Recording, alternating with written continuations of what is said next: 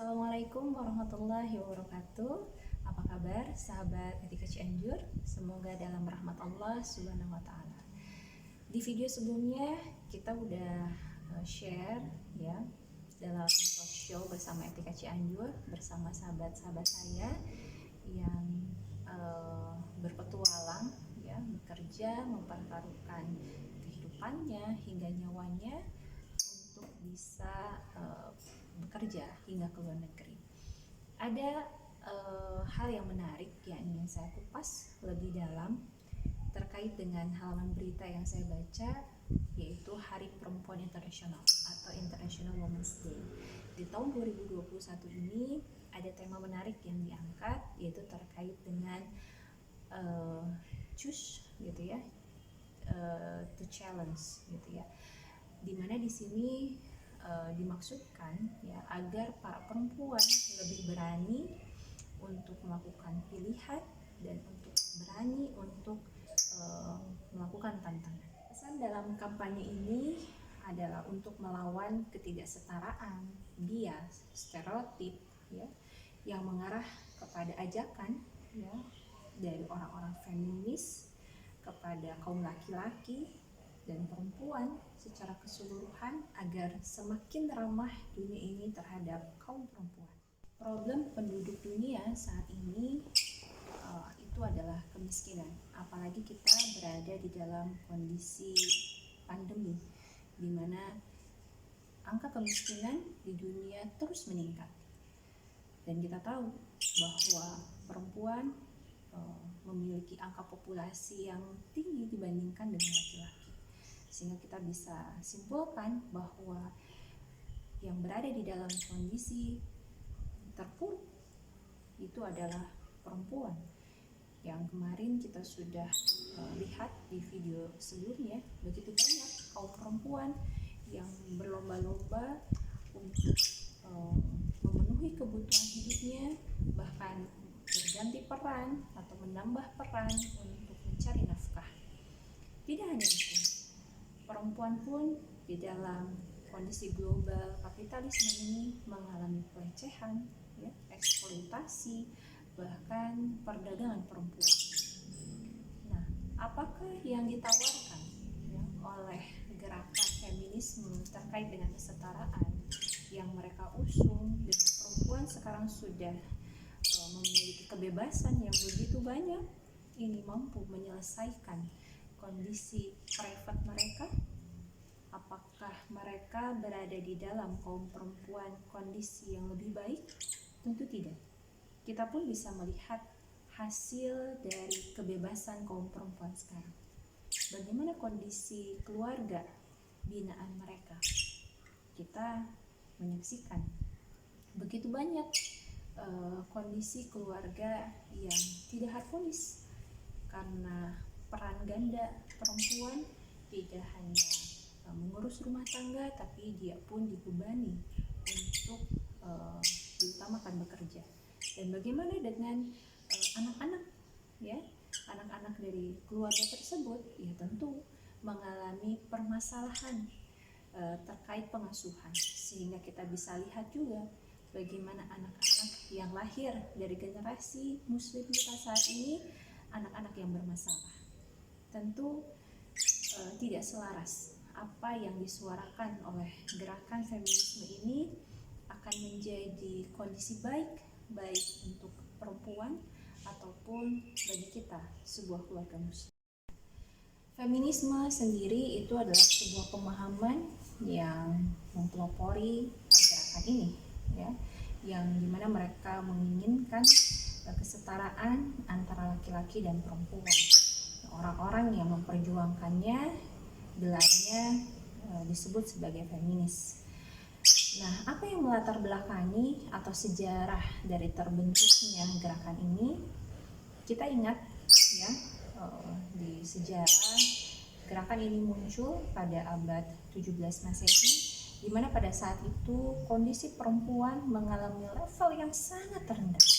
Perempuan itu diumpamakan seperti iblis ya. Perempuan bahkan dikatakan tidak pantas untuk masuk surga. Apa yang dilakukan oleh perempuan? Ya, perempuan hanya sebatas pemuas nafsu laki-laki saja. Dan pada kala itu, ketika ada seorang laki-laki ya di Inggris ya pada saat itu yang dia memiliki seorang istri, bahkan di aturan di perundang-undangannya berhak untuk memperjualbelikan istrinya. Tekanan-tekanan seperti ini yang muncul di negara Eropa pada saat itu memunculkan riuh bagi kalangan bangsawan ya, yang berpendidikan, yang mereka menginginkan terkait dengan kesetaraan antara laki-laki dan perempuan. Jauh sebelum itu, pada abad 7 Masehi sudah ada aturan bagi kehidupan manusia berupa Al-Quran. Di dalam Al-Quran, surat Al-Hujurat ayat 13, يا أيها الناس إنا خلقناكم من ذكر وأنثى وجعلناكم شعوبا وقبائل لتعارفوا إن أكرمكم عند الله أتقاكم إن الله عليم خبير, yang artinya, wahai manusia, sungguh kami telah menciptakan kamu dari seorang laki-laki dan seorang perempuan. Kemudian kami jadikan kamu berbangsa-bangsa dan bersuku-suku, agar kamu saling mengenal.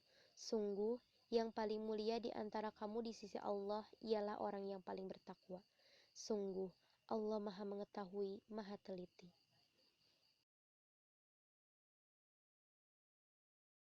ayat ini menentang kebiasaan yang ada pada masyarakat Mekah jahiliyah pada saat itu, yang memiliki kondisi yang kurang lebih sama pada abad 17 Masehi di Eropa, di mana perempuan kala itu di Mekah pada masyarakat jahiliyah diumpamakan sebagai iblis ya, wanita ketika lahir itu bahkan ada yang dikubur hidup-hidup, dibunuh, dilecehkan ya, dijadikan budak. Nah, jauh sebelumnya ternyata Allah Subhanahu wa taala sudah memberikan ya penghormatan khusus bagi perempuan, yang dimana perempuan ini diberikan aturan yang lengkap, penghormatan yang baik dalam kehidupan sosialnya. Sangat jelas pijakan kita bahwa gerakan feminisme yang sekarang digadang-gadang tersebar di seluruh negeri muslim itu bukanlah solusi terhadap perbaikan kondisi nasib perempuan. Justru kita harus kembali kepada bagaimana aturan Islam yang sudah sedemikian rupa sempurna untuk menyelamatkan kehidupan manusia, khususnya perempuan itu tadi.